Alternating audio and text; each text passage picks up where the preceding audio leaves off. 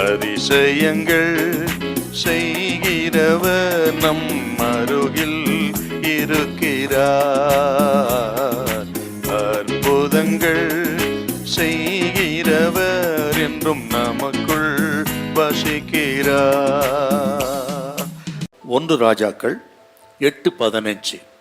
அவன் சொன்னது, இஸ்ரவேலின் தேவனாகிய கர்த்தருக்கு ஸ்தோத்திரம். ஸ்தோத்திரம். அவர் என் தகப்பனாகிய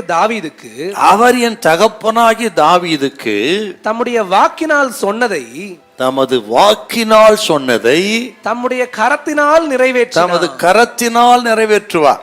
அந்த வார்த்தை கவனிக்கணும். வாக்கினால், தமது வாயினால் கர்த்தர் சொன்னதை அவர் கரத்தினால் நிறைவேற்றுகிற தேவன். சொன்னதை அப்படியே செய்வார். கர்த்தர் சொல்றார், இன்னைக்கு சோதனை காலத்துக்கு தப்பும்படி நான் உன்னை காப்பேன் என்று சொன்னால், எத்தனை சோதனை நெருக்கம் வந்தாலும் கர்த்தர் காப்பாற்றுவார். எத்தனை நெருக்கங்கள் வந்தாலும் கர்த்தர் காப்பாற்றுவார். அவர் உன்னை காப்பாற்றுகிற தேவன். அவர் உங்களை பாதுகாக்கிற தேவன். பாதியில கைவிடுகிற தேவன் அல்ல. உங்களை உங்கள் பிள்ளைகளையும் பாதுகாத்து கடைசி வரை நடத்துவார். பயப்படாதிருங்க. அழைத்த தேவன் உண்மையுள்ளவர். அவர் உங்களோடு கூட இருக்கிறார்.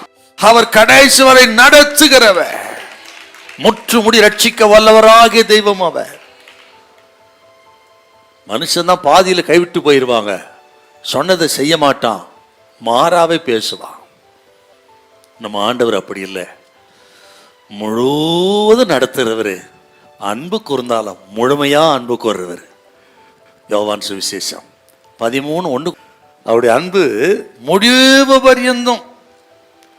இந்த உலகத்தில் நம்ம வாழ்கிற அத்தனை நாட்களிலும் நிமிஷங்களிலும் அவர் நம்மை நேசித்து நடத்துகிறவர். அவர் எதெல்லாம் நமக்கு சொன்னாரோ எல்லாவற்றையும் அவர் செய்கிறவர். அதான் சாலமோன் ஜெபம் பண்றார். அவர் வாக்கினால் சொன்னதை கைகளினால் செய்கிற தேவன். உங்களுக்கு நிறைய வாக்குத்தத்தம் பண்ணியிருப்பாருங்க, இதுவரை நடக்கலையா? இன்னைக்கு விசுவாசிங்க, முழு நம்பிக்கையோடு விசுவாசிங்க. நடக்கும் நடக்கும். அவருடைய வார்த்தைகள் ஆம் என்றும் ஆமேன் என்றும் இருக்கிறது. கர்த்தர் இஸ்ரவேலுக்கு சொன்ன நல்வார்த்தைகளை ஒன்றும் தரையில் விழுந்து விடவில்லை.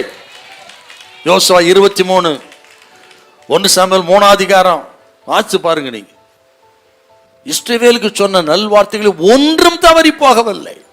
அப்படின்னா கர்த்தர் சொல்றார், இன்னைக்கு உங்களுக்கு கொடுத்த வாக்குத்தத்தங்கள் தரிசனங்கள் எல்லாம் ஏற்ற காலத்தில் நிறைவேறும். ஒன்றும் தவறி போகாது. இதை முழு நிச்சயமாய் நம்புங்கள். கர்த்தரே வாக்கியம் பண்ணுவார். ஹல்லேலூயா, ஹல்லேலூயா.